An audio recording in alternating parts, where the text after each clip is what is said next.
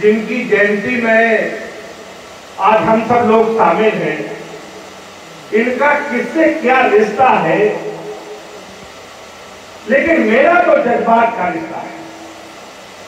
मैं इस देश की राजनीति में चाहे अखिलेश यादव जी के साथ आज मैं उनका राष्ट्रीय सचिव भी हूं, राष्ट्रीय प्रवक्ता भी हूं। इससे पहले मैं माननीय नीतीश कुमार जी के साथ राष्ट्रीय महासचिव रहा। उनके बिहार के सरकार में मैंने संगठन का उनका बड़ा काम किया। माननीय देवेगौड़ा जी के साथ मुझे जो हार्दिक पटेल का आंदोलन, जो आरएसएस के खिलाफ जो गुजरात का आंदोलन था, उस आंदोलन में हार्दिक अध्यक्ष थे, मैं महासचिव था। जहां जहां पे भी मुझे अवसर मिला, वो सम्मान और वो अवसर मेरी न क्षमता का था, न मेरी योग्यता का था। वो सारे अवसर महामना रामस्वरूप वर्मा के ज्ञान के थे। ये बात मैं खुले मन से आपके साथ साझा कर रहा हूं। साथियों, एक ऐसे महापुरुष जिनकी जयंती, जिनके क्रांति दिवस के रूप में आज हम आपस में बैठे हैं, इनके एक एक विचार को संजोने के लिए मुझे जिसने जो बताया कि एक पुराना अध्यक्ष संगीत संत कबीर नगर में भी है जिसकी उम्र अब 90 साल है, तो हमने जिसने बताया उसी को गाड़ी में बिठाया। कहने कहां चले? हमने कहा संत कबीर नगर। पता नहीं कब रहे कब ना रहे, उसको भी सजो लेते, उसकी भी यादें लिख लेते। एक कार्यक्रम में कर रहा था बहराइच में, एक बहुत बुजुर्ग से आदमी लेकिन तेज तर्रार से थे, उनका नाम दयानाथ निगम था। वो पीछे बैठ के भाषण सुनने के बाद मेरे पास आए कि कटियार जी बड़ी खुशी हुई, आज रामस्वरूप वर्मा जी का कार्यक्रम मैंने 15-20 साल बाद बहराइच जिले में सुना और मैं कुछ बात आपके साथ साझा करना चाहता हूं। तो हमने कहा जरूर करिए। उन्होंने कहा कि जो ये मेरे अच्छे कपड़े और एक मैं मैगजीन निकालता हूं अम्बेडकर इन इंडिया, और मेरे बच्चे बहुत अच्छे पढ़े लिखे बहुत अच्छी नौकरी कर रहे हैं, इस पूरी मेरे तरक्की और मेरे जीवन के बदलाव की बुनियाद में रामस्वरूप वर्मा है। तो मैंने कहा कि निगम साहब मैं समझा नहीं इस बात को। उन्होंने कहा मैं एक दलित जात में चमार जात में पैदा हुआ हूं और मैं मजदूरी करता था, और जिस खेत के घूरे डालने का मैं काम कर रहा था उसी में फावड़े में एक अर्जक साप्ताहिक पेपर लग गया। उसमें हेडिंग बाबा साहब के नाम की लिखी थी। तो मैं वो पेपर दोपहर में, जब दोपहर का जब बीच में अवकाश होता था मजदूरी का, तो पेपर मैंने पढ़ा, सुरक्षित रख लिया, और अगले दिन मजदूरी से छुट्टी लेके उसी पेपर में लिखे पते से मैं पहुंच गया रामस्वरूप वर्मा जी के पास। जब उन्होंने वर्मा जी ने देखा, बड़े साफ सुथरे से धकाधक सफेद कपड़े, तालीम का इंसान, तो उन्होंने देखा तो उन्होंने कहा बैठो और अपना हाथ दिखाओ। मेरी आंखें थोड़ी सी लाल थी, उन्होंने मेरा हाथ देखा और उन्होंने कहा कि आपको तो बहुत तेज बुखार है, और ऐसी स्थिति में अच्छी बात कैसे हो सकती है?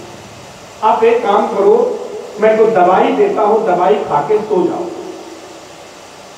तो मैं झिझक रहा था जिस बिस्तर पे वो मुझे सोने के लिए बोल रहे थे, इतना सफेद बिस्तर और मैं मजदूर करने वाला गंदा आदमी। तो वर्मा जी बात को समझ गए। तो वर्मा जी ने कहा कि बिस्तर धुल जाएगा, इसकी चिंता मत करो, आप पहले आराम करो।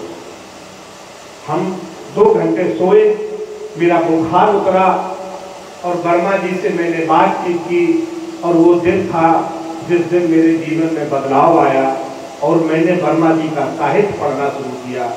और आज मैं अपनी बेटों बेटियों का नाम, एक का नाम क्रांति बताया, एक का नाम कुछ और मुझे याद नहीं है, और अब मैं उसी मिशन पे काम रामस्वरूप वर्मा, क्योंकि ये क्षेत्र उनका है, कुछ लोगों की मान्यता उनके बारे में ऊपर नीचे की हो सकती है, लेकिन इस दुनिया में जितने महान दार्शनिक पैदा हुए, बुद्ध, महावीर, कबीर, रजनीश रामस्वरूप वर्मा उनमें से एक थे।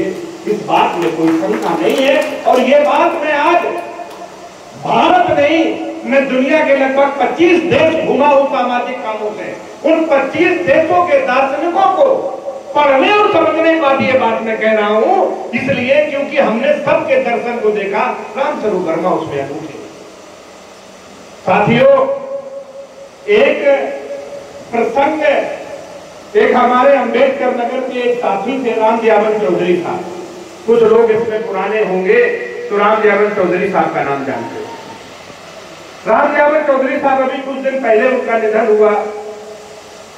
तो एक मैं जो पुराने अध्यक्ष संगीत आज भी देश में कहीं पे है, मैं राजनीतिक दौरों पे जो होता हूँ, मैं कोशिश करता हूँ कि रात में उसी घर में गुजारूं जिस घर में कोई अध्यक्ष संगीत। तो गांव था, लाइट नहीं थी। अच्छा, हम गांव के आदमी, हम तो लेट के सो गए, पंखा चल रहा था, पंखा बंद हो गया होगा। तो मेरे साथ जो लड़के थे 3-4 और साथी, वो रात में उठे तो रात में मेरे ऊपर वो पंखा था। उन्होंने सुबह बताया भैया आप सो गए थे और चौधरी साहब रात में। तो मैंने कहा कि तो सब ये करने की क्या जरूरत है, हम तो सो ही रहे थे। तो उन्होंने अपनी कोई भावनाएं व्यक्त की, वो निजी है, वो बताना ठीक नहीं है। लेकिन उन्होंने एक बात बताई कि जब मैं वर्मा जी के साथ रहता था तो कुछ बनारस से ब्राह्मण समाज के लोग आए। उन्होंने कहा कि वर्मा तुम क्या करते रहते हो, ये दलित, ये पिछड़ा, ये भंगी, ये ब्राह्मण, आखिर आप करना क्या चाहते हो? और आज मैं तुमसे शास्त्रार्थ करने आया हूं, आज हमसे शास्त्रार्थ करो। तो वर्मा जी ने कहा कि पंडित जी शास्त्रार्थ तो हो सकता है, लेकिन समझ लो आप शास्त्रार्थ का मतलब जानते हो? तो उन्होंने कहा मैं चारों वेदों का विद्वान हूं, हम नहीं जानते मतलब। तो वर्मा जी ने कहा कि इसीलिए तो पूछ रहा हूं। शास्त्र उस पुस्तक को कहते हैं जिस पुस्तक के लिखे विधान से शासन किया जाता है। पहले शास्त्र मनुस्मृति था, अब देश आजाद हो गया है, अब संविधान शास्त्र है। क्या तुम्हें संविधान की समझ है? और अगर संविधान की, तो मैं तो लॉ का पढ़ा हुआ छात्र हूं, मुझे संविधान आता है।